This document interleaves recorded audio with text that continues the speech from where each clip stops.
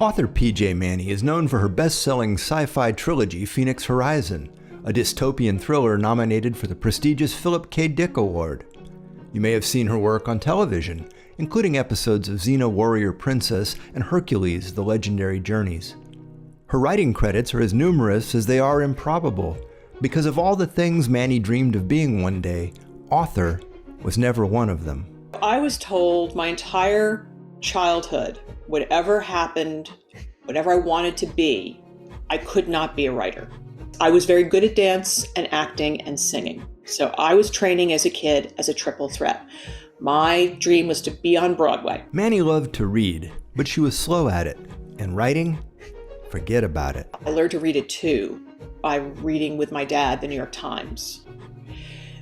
The problem was I wasn't reading accurately, and I wasn't writing accurately, and I was having a very hard time. You know, my writing was always terribly messy.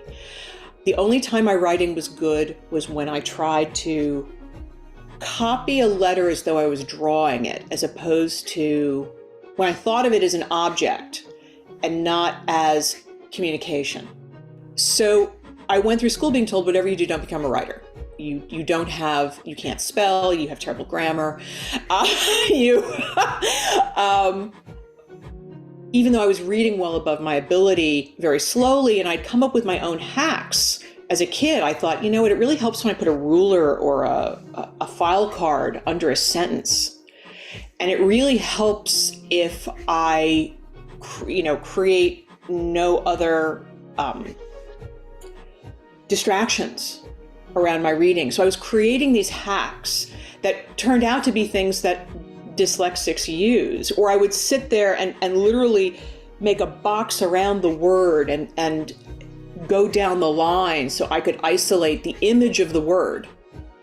Outside of school, her neurodiversity was no big deal.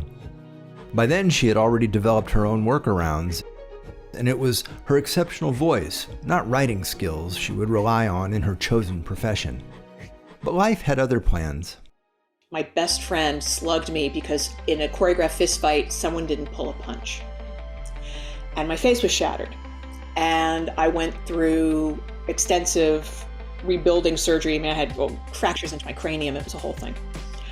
But what it did was it ruined, I was classically trained, classical voice, and it ruined the resonator that exists in your sinuses because that had collapsed.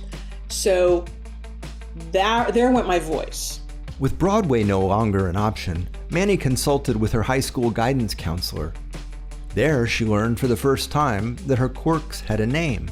Apparently, from kindergarten, they knew I was dyslexic. They didn't even have words like dyscalculic or dysgraphic at that point. But they noted all of these issues I had, and with attention deficit, and all of what we consider now common diagnoses of neurodiversity. But no one told us. On the advice of a famous family friend, she made a new plan, and then she put that plan into action. I got into a fabulous university, and which had probably the greatest undergraduate film program in the country, called Wesleyan University. After college, she worked for the Walt Disney Company in public relations. She promoted movies, learned story development, and ran a production company. Then she married a movie producer and moved with him to New Zealand for what she thought would be a short-term assignment that stretched more than 6 years. Unable to work due to immigration laws, she found herself at another inflection point. In New Zealand, I wasn't allowed to work except reading other scripts, and I thought, you know what, I've never tried writing.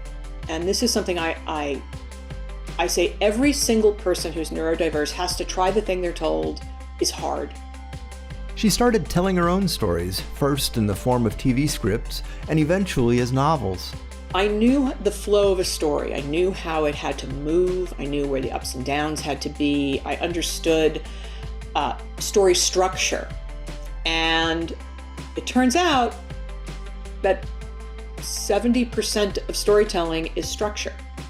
By opening herself up to possibilities and adapting to overcome adversity, P.J. Manney found her place in the world.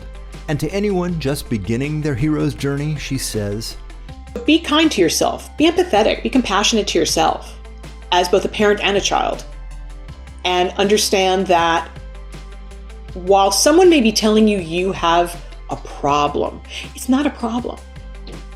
It's only something to adapt to.